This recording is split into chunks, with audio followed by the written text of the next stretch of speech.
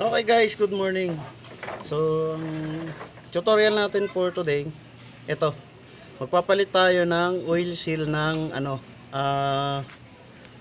shop ng natin, ng engine sprocket. So, ito yung oil seal na gagamitin natin guys. SGP to guys ha. Binili ko to sa Suzuki mismo. Seal drive shop. Yan. Yan yung hindi na kayo malilito niyan. Drive shop. Ibig sabihin drive shop ng engine sprocket dito sa loob.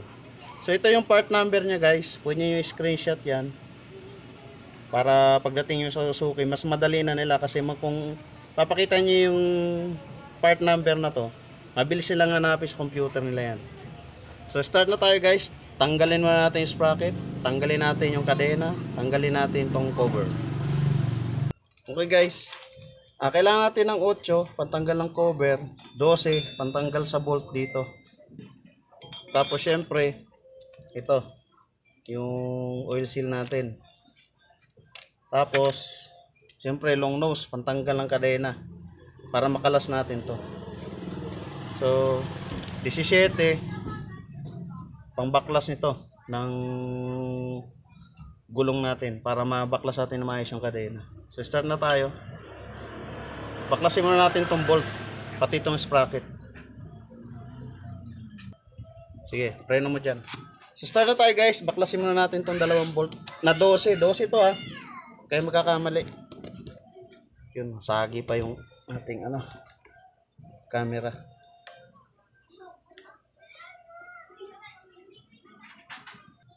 Okay guys, sabaklas ko na yung bolt nya. So syempre, makita nyo naman yung spline nya tsaka yung butas ng lock nito. Pihitin nyo lang na ganyan para makalas nyo to. Itong lock nya.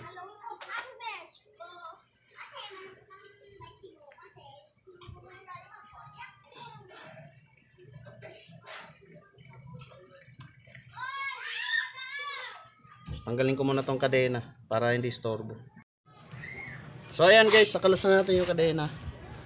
So tanggalin na natin tong lock ng sprocket. Kailangan kasi natin matanggal yung sprocket mismo. So ayan, nakalas na yung lock. Tanggalin natin tong mismo sprocket. So yan, na-access na natin yung ating ito. Yung oil seal nitong natin sa drive shop nya. So linisin ko muna to guys. So ayan guys, umpisa na nating hugutin tong oil seal natin. So ito pa rin yung gamit ko, pambaklas ko ng ng oil seal.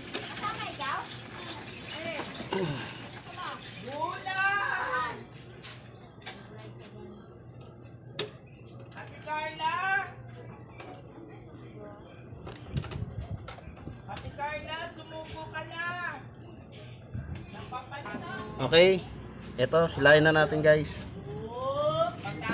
So ito medyo madali rin siyang tanggalin na yun.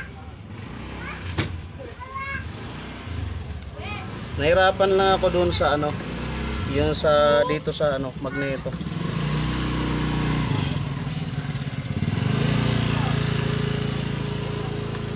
Ito medyo parang madali lang siya hugutin. Yun So ayan, nakalas na guys yung oil seal nitong sa engine. Drive shop yung code nya. So linisin muna natin ng konti. Marami na rin tong aking basahan. Ayan. So kuha lang ako ng panglinis ng tenga. So linisin muna natin to, gamitin natin itong cotton buds. Dito lang sa bungad guys, ito kasi talsikin ng dumi. Pag umaandar yung motor natin, na dito naiipon lahat ng dumi.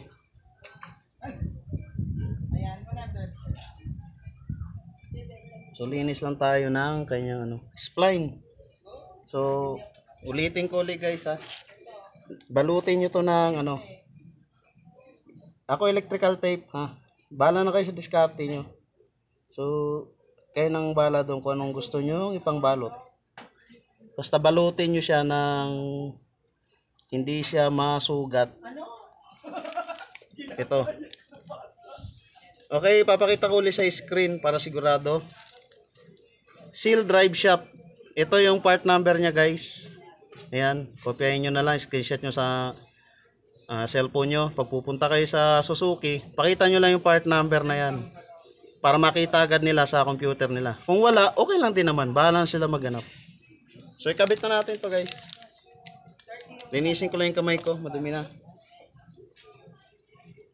Hindi pwedeng ano yan, mapasukan ng buhangin. So since napakadumi, mabuhangin, linisin ko lang yung kamay. So ayan, tanggalin na natin. So again, lagyan natin ng ano ng langis to. Pero lagyan ko muna ng takip yan, ng electrical tape. Ito, kasi masusugat ang ating oil seal. Useless yung pagpalit natin pag nasugat yan. So takpan natin to, guys, para hindi siya masugat. Para hindi useless yung ating oil seal. Lalo na pag wala kang spare. Dahil mahirap talaga maghanap nito, guys. Naswertehan ko lang yung store ng Suzuki na yun. Inorderan niya ako. Kaya tuwan-tuwa ako dun sa partsman na yun. So ayan, guys, nabalot ko na siya ng electrical tape. So wala na siyang talas yung spline niya. So safe na yung ating oil seal. Ito, yung oil seal natin. So lagyan lang natin ng langis, guys. Para itong mga gilid, lagyan natin ng langis. Yan, langisan lang natin para madali siyang ikasa. Hindi tayo mahirapan. Ito yung pinoprotekta natin, itong gitna, na hindi siya ma-damage. Kaya nilalagyan natin ng electrical tape yan. So ito, guys, kasa na natin.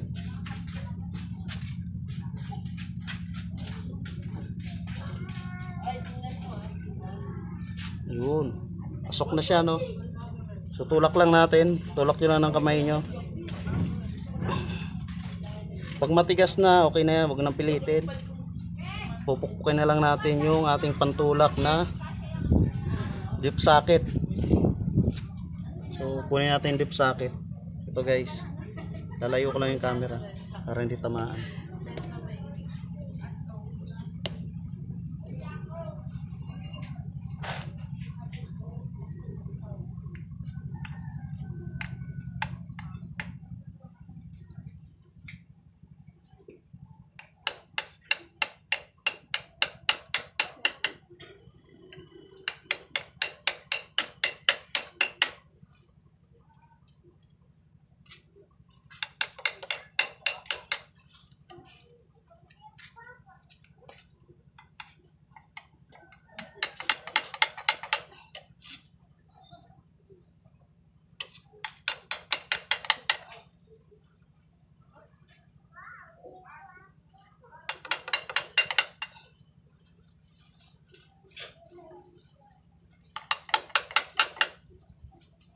Oops, medyo nasobrahan.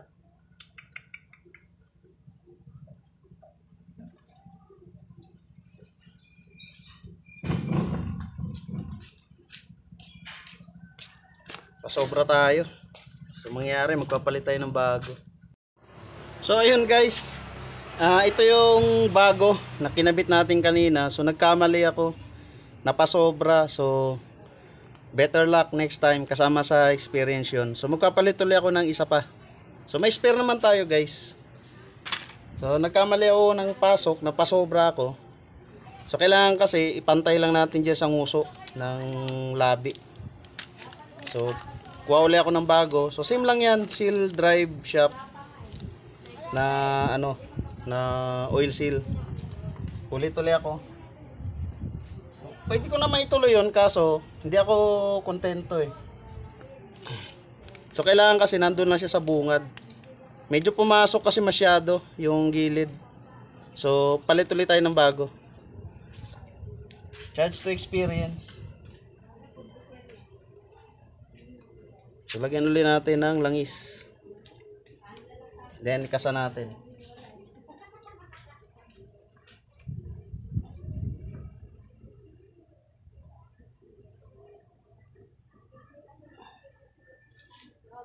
Yan, napasobra na ako guys. Kaya ako nagpalit.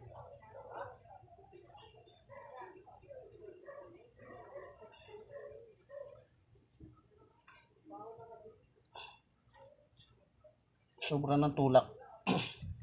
So kamayin nyo muna. Pag naikasan nyo na yan, pantay na. Tutulak ko ngayon ng ng deep socket ulit.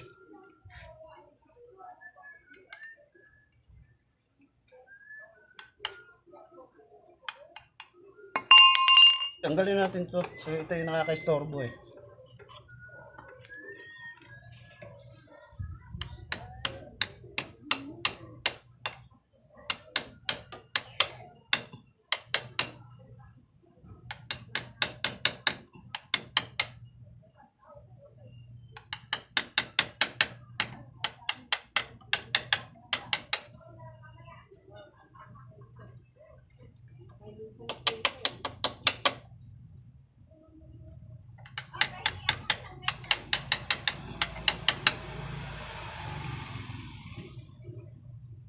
Okay, muntik na naman siya.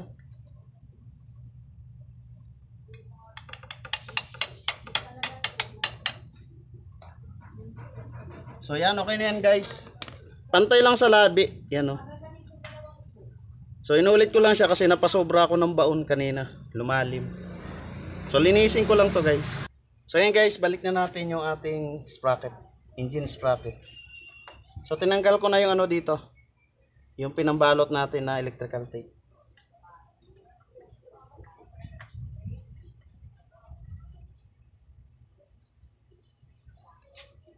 Then balik natin tong lock.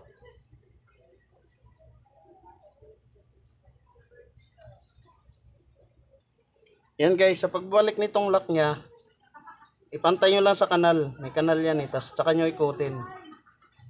Ayan. Para mag-lock siya.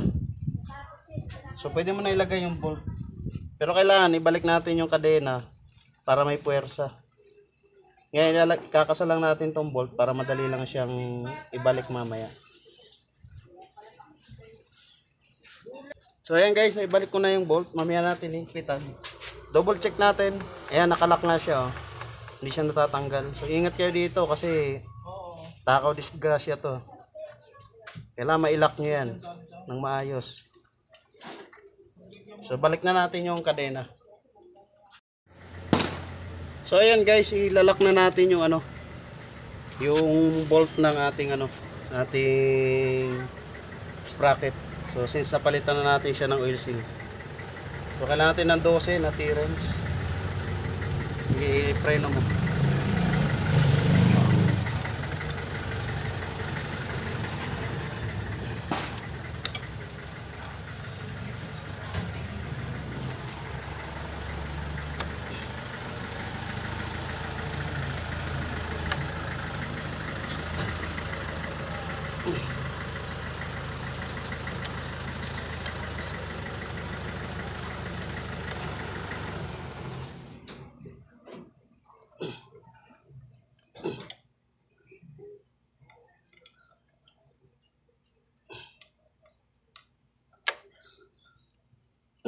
Okay na yan. Sige. Ito. So yun, okay na yun guys. Nalock na natin yung ano, yung ating sprocket. So ganun lang pagpapalit ng oil seal guys. Siguraduhin nyo lang na hindi masusugatan yung ano, yung oil seal mismo, yung gitna niya. Dito sa mga ganito, yung mga spline niya. Tapos, lagyan nyo lang ng langis para yung gilid ng oil seal para smooth yung pagpasok. Then make sure na sakto lang sa bungad yung pagkasan nyo ng ano, wag naman sobra. Kasi iniingatan natin yung uso ng bahay ng ano, itong ano natin, housing ng engine eh masugatan. Possible yan, pwede yan mag-leak. So yun lang guys, salamat. Sana may natutunan naman kayo ngayong araw.